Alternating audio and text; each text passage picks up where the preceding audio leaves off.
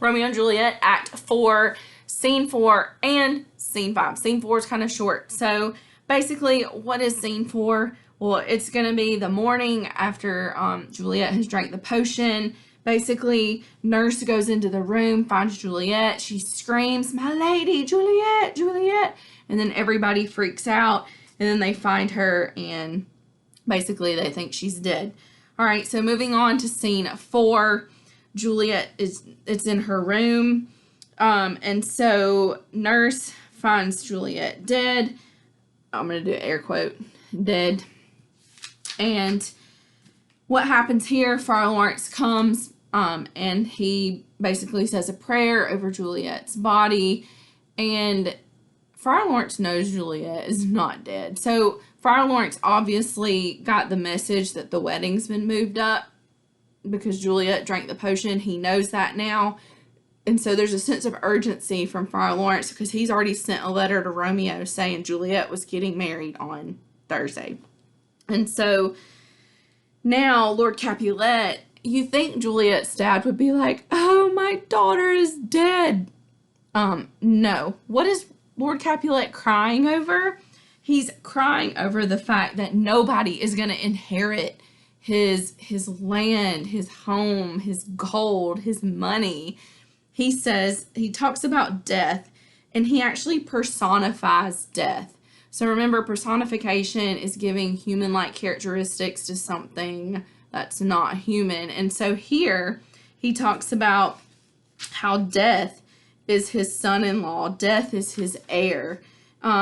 Death has wedded his daughter. Death has taken his daughter's virginity, is what he says. When we all know his daughter's virginity is basically already gone. But anyways, he doesn't know that.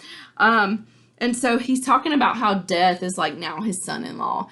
And so that's just like really heartless. Instead of being like, "Oh my God, I lost my daughter," he's like, "Oh my God, death is my son-in-law. Like, I ain't got nobody to pass my name on to." And so it's just really cold. And then Friar Lawrence gives a really long speech about Juliet's death. They decide to have her funeral that day. So this is really morbid too. So, and this also goes with light versus darkness. So think about how they were planning a wedding. What color do we associate with weddings? White. And so all of these white objects that they were going to use for Juliet's wedding are now going to have to be what? What color do we associate with funerals? Black. So everything is going to go from like white, like light, to black and darkness. And so here's that contrast again of colors. And so the flowers that they were going to use for her wedding are now going to be the flowers that they're using for her funeral. The musicians that they hired for the wedding are going to be the musicians at the funeral. The bridesmaids for her wedding are going to stand in their bridesmaids dresses at the funeral. And so it's just like a really eerie situation. And so the end of this act is actually them burying Juliet in the Capulets monument. And so they have her on like this bed, and they're toting her into the tomb. And you know, they're praying over her body. And so one thing that I've seen in a lot of the interpretations is in the background, there's somebody watching from the bushes. And no, it's not Romeo. We do know he likes to creep in the bushes, but it's not Romeo. Who is watching this funeral from the bushes and from the side? It's Romeo's servant.